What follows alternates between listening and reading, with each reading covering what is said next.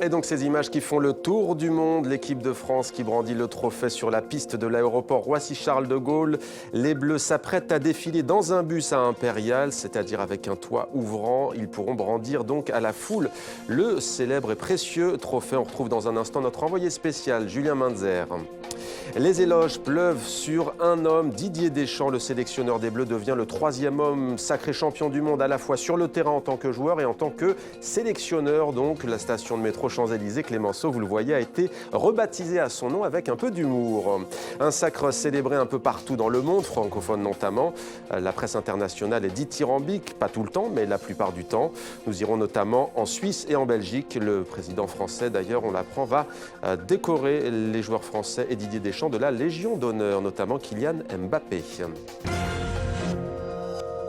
En battant la Croatie 4-2 en finale à Moscou, hier au stade Loujniki, la France est entrée dans le cercle très fermé des nations à avoir gagné au moins 2 Coupes du Monde. Les Bleus inscrivent une des plus belles pages de l'histoire du sport français. Et la fête n'est pas terminée, ça continue. On retrouve sur les Champs-Élysées notre envoyé spécial Julien Mainzer. Bonsoir Julien, beaucoup de monde autour de vous, on le voit. Quelle est l'ambiance au juste, Julien ? Il y a une ambiance incroyable ici sur les Champs-Élysées. Je peux vous dire qu'il y a beaucoup de monde. Les Champs-Élysées sont remplis et ça continue à arriver. C'est un flot continu qui vient depuis la Concorde et qui remplit les Champs-Élysées. On est aux 2/3 et je peux vous dire qu'il y a beaucoup de monde. Les gens sont arrivés très tôt, ils sont arrivés 9h, 10h, 11h pour les premiers et ça a continué à se remplir toute l'après-midi et ça chante en continu, les drapeaux sont là, les supporters sont là, ils attendent qu'une chose, ils trépignent pour accueillir leurs héros et je peux vous dire que ces héros, ces Bleus-là vont recevoir une grosse dose d'énergie. Et on imagine, Julien, que l'ambiance se veut plutôt bon enfant. Précisons qu'il y a des mesures drastiques de sécurité. Pas d'alcool, par exemple, sur les Champs-Élysées ce soir. Exactement, il y a une ambiance bon enfant, les gens viennent en famille, entre amis, les drapeaux français sont sortis, on est de bonne humeur parce que la consigne a été passée par les autorités et la préfecture de police. On veut une ambiance bon enfant, on veut éviter les incidents qu'il y a eu hier soir sur les Champs-Élysées avec des casseurs et des échauffourées avec la police. Cette fois-ci, les forces de l'ordre sont encore déployées en nombre, 2000 policiers et gendarmes partout autour des Champs-Élysées. Le secteur est quadrillé, fermé, verrouillé. Au bout d'un moment, les policiers vont empêcher l'accès à ces Champs-Élysées parce qu'ils veulent que tout se passe bien. Les bouteilles en verre sont interdites, l'alcool est interdit et n'est pas vendu. Et surtout, on évite aussi les pétards pour qu'il n'y ait aucun souci et faire en sorte que cette fête soit réussie et que l'accueil des Bleus, l'accueil de ces héros triomphants soit réussi sans incident. Julien Mainzer, merci, on vous retrouve tout au long de cette édition et avec nous donc l'incontournable Didier Roustan. Bonsoir Didier. Bonsoir. Alors d'abord peut-être un petit ressenti, comment est-ce que vous avez vécu ça? Vous étiez bien entendu hier dans 64 minutes, qu'est-ce que vous avez ressenti Didier au coup de sifflet final? Rappelons que vous êtes l'un des meilleurs observateurs du football français depuis des décennies maintenant, le temps passe. 4 décennies et un petit peu plus, mais oui, le temps passe, ce n'est rien.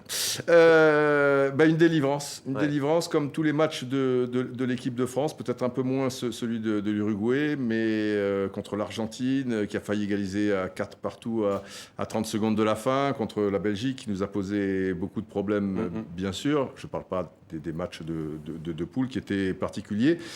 Et hier, quand Lloris fait son erreur à 4-2, il reste quand même un certain temps et bon, il faudra attendre la 82-85e minute pour pouvoir un peu relâcher tout ça. Bon, une grande fierté aussi. Je fais partie d'une génération qui a connu le français dans le creux de la vague.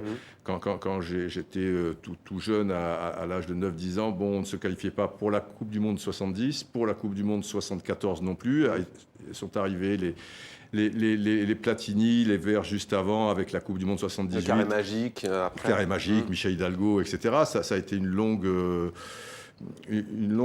ascension. Mais c'est vrai que sur ces 20 dernières années, faire 3 finales de Coupe du Monde sur les 6 dernières, personne n'a fait mieux. Donc on en a remporté 2 sur 3. Une finale de l'Euro il y a 2 ans. Ça veut dire que maintenant, au niveau de la sélection nationale, en tout cas, on peut considérer que la France fait partie des tout meilleurs. Allez, on va se faire plaisir, on va regarder la une du quotidien sportif français. L'équipe peut-être avec ce mot éternel qui revient. Voilà, d'ailleurs, on compare les deux unes beaucoup en France, celle de 1998 et celle d'aujourd'hui, Didier. Oui, ça restera à tout jamais, quel que soit le futur. Quand on grandit, on grandit avec la grande histoire des Coupes du Monde. Quand je vous dis, j'avais 8, 9, 10 ans, je savais déjà que l'Uruguay en 1930, l'Italie 34, 38 encore Italie. Bon, après il y a la guerre, 50 l'Uruguay, 54, etc., etc. Donc à tout jamais et pour l'éternité, l'équipe de France a gagné cette Coupe du Monde comme elle avait gagné celle de 98. C'était la 21e édition. Il n'y en a pas quand même 300. Ouais. C'est tous les 4 ans. Voilà, peut-être. Ouais. On lance 5000, je veux dire, on commencera peut-être... Didier, bien entendu, on parlera de l'aspect technique de Didier Deschamps, un homme aujourd'hui salué dans son travail, avec une notamment de la presse italienne que vous nous avez sortie. On la verra dans la deuxième mi-temps. Oui, peut-être d'abord, qu'est-ce qui a fait gagner cette équipe de France ? Quel est le meilleur joueur pour vous d'ailleurs de cette équipe ? C'est pas facile à dire. Il y a 2 joueurs qui pour moi sont essentiels, peut-être un troisième. Il y a N'Golo Kanté, qui est énorme.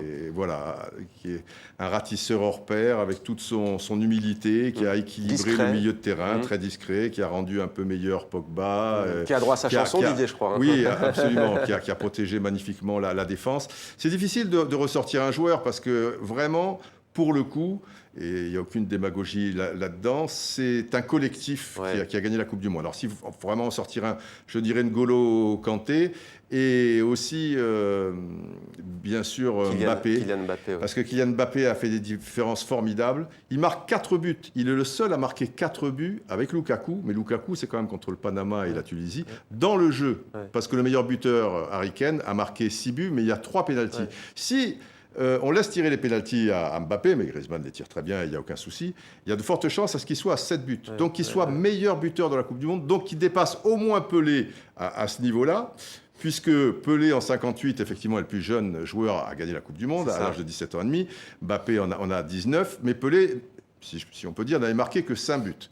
Et là, il en serait à 7. Donc c'est quelque chose. Et puis, d'un point de vue tactique, mais ce serait peut-être un petit peu compliqué à expliquer, vu qu'il n'y a pas que des spécialistes qui nous écoutent.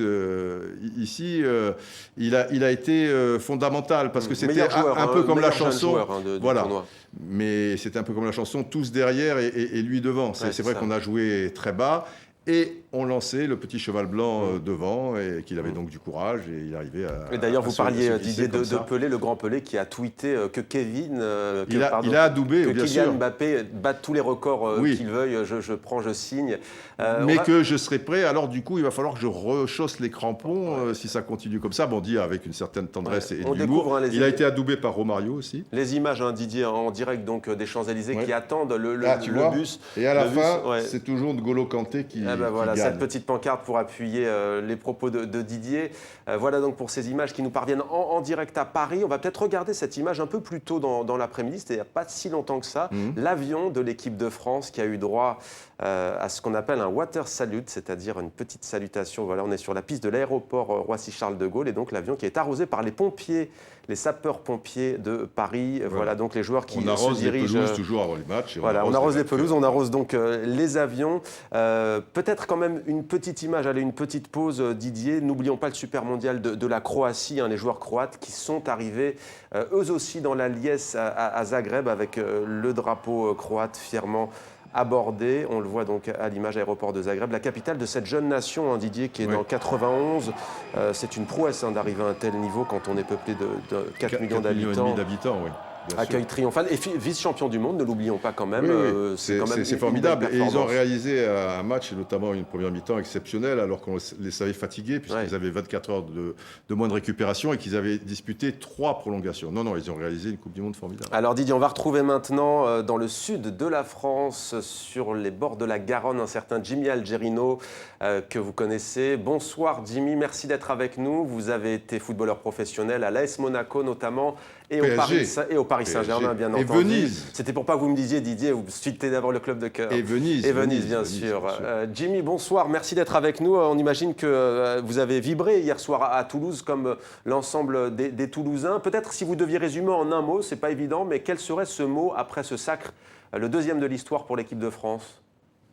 Oui, bonsoir. Oui, on a vibré à Toulouse. Moi, hier, je me suis fait un petit plaisir de regarder le match avec mes parents.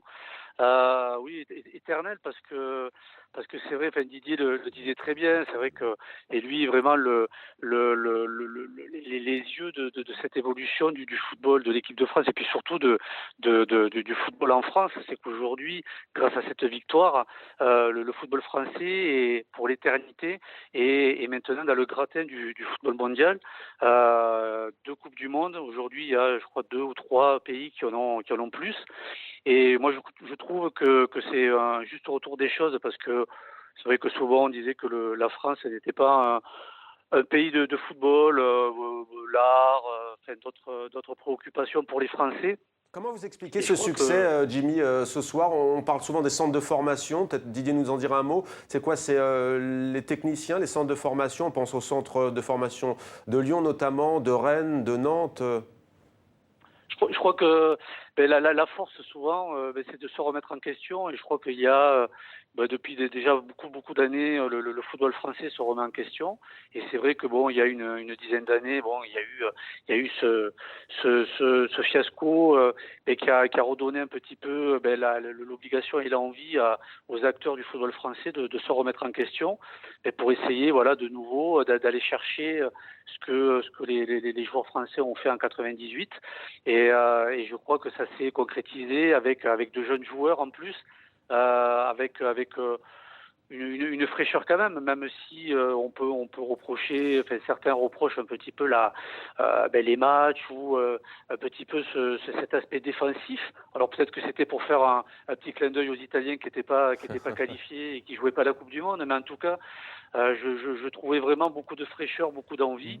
Et puis surtout, Jimmy, juste un petit mot tout de même. Vous avez été latéral gauche. J'aimerais vous entendre Droit. quand même. Latéral droit, pardon. C'est ça, latéral droit, Jimmy. Même s'il jouait des deux côtés, Jimmy.